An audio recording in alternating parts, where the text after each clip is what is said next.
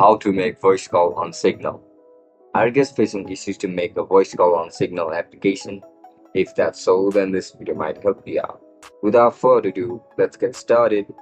To make a voice call on Signal, open the app and log in into your account with your registered email and password. After you're logged in, tap on the chat of the person you want to call. At the top right corner of the screen, you will see a phone icon. Tap to start a voice call. Signal will begin connecting the call security using end-to-end encryption. If the person is online, the call will ring immediately. Once they answer, you can talk just like a normal phone call, but completely private. To end the call, just tap the red end button. You can also switch to speaker or mute yourself during the call using on-the-screen buttons.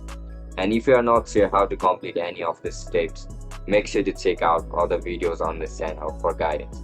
And that's it guys, that's how you're gonna make a call on Signal. If you guys found this video helpful, don't forget to like, share and subscribe to our channel. Bye bye.